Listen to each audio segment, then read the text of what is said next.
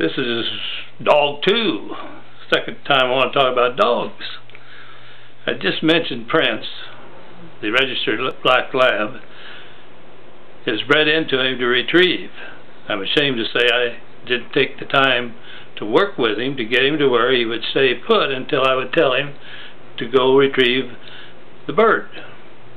So when I would go out with him, I had to take my wife or my daughter along to hold the dog until I dropped the bird and then turn him loose. Boy, he'd go retrieve just first class.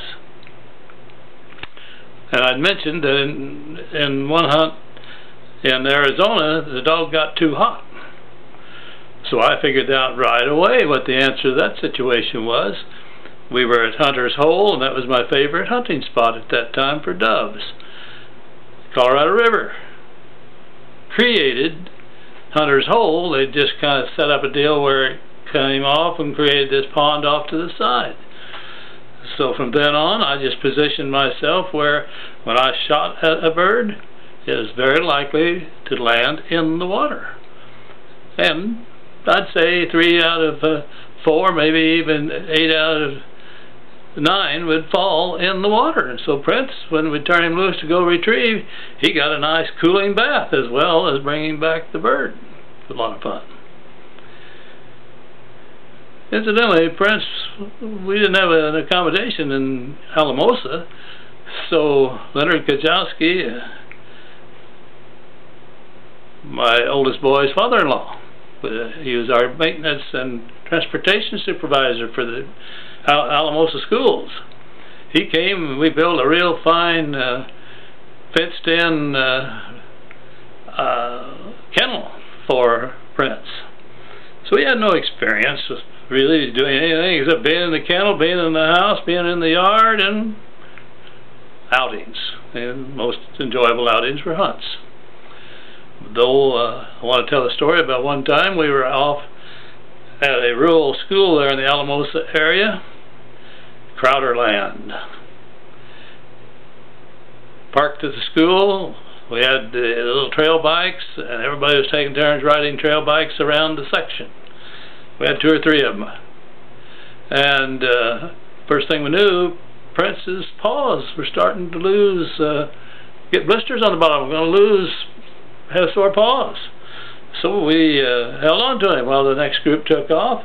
Didn't think about the fact you better keep him actually tied down, because when he saw them coming around the intersection, my wife was on one of those cycles. He went out to meet him, and she said she saw Prince coming. She just knew he would not run in front of that cycle, but he did. Didn't do Prince any good, didn't do Donna any good. She said she found out exactly why you wear a helmet. Makes a lot of noise when it's hitting along on the concrete or the blacktop, but it saves her from having a serious head injury. Another time, Rhonda, the youngest of our children, was with me, and we were hunting. I can't remember, probably in that same Hunter's Hole area, but we just parked the car, and here came a flight of birds, and I grabbed the shotgun, stepped out, shot, dropped a couple of birds, and expected her to bring the dog and retrieve. Well, they didn't come. And I'm out looking around for the birds and calling, "Come on, Rhonda, bring Prince, get on over here." And no action, and so finally I walked back there towards the car, and I yelled at her, "Rhonda, what's going on?" She said, "Well, Dad, I'm calling Prince, and I can hear him, but I can't see him." Well, we used to take Prince down to a canal near the house here in Yuma, Arizona. I'm in Yuma right now. Go to that canal, it had mud banks, and we'd throw sticks in. Prince would go retrieve them and just come right up out of there. Well, he decided to take a little dip, and he got into a cement-lined canal. Well, by the time I understood what was going on and got up there, he had worn himself out swimming back to her when she was calling.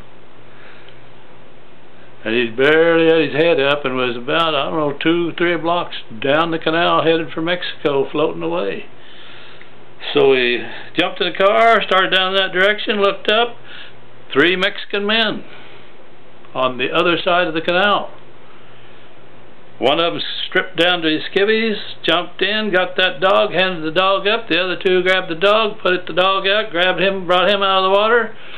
By the time we got down there, they said, "Is this your dog?" "Yes."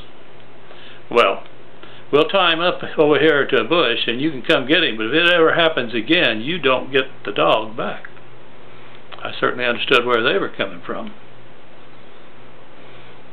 One other story. We had little Mitzi, a terrier, all her life. From the time she was a puppy until she died at 15 or 16 years of age. And she was, I suppose, all of 3.5 to 5 pounds. And when we brought Prince home as a puppy, he weighed more than that. Just a little fur ball, but heavier. And he grew fast. But listen, I'm going to tell you what, little Mama Mitzi made it clear. I'm the mama here. I am the lead dog. Prince never disobeyed Mama. Even when he was huge and would outweigh 20 or 30 times to 1, if Mitzi Prince obeyed. Well, we love dogs. We had Jackie for years, traveled with Jackie, and Jackie died of cancer. And when we get through traveling, we'll have a dog or dogs again. We love dogs.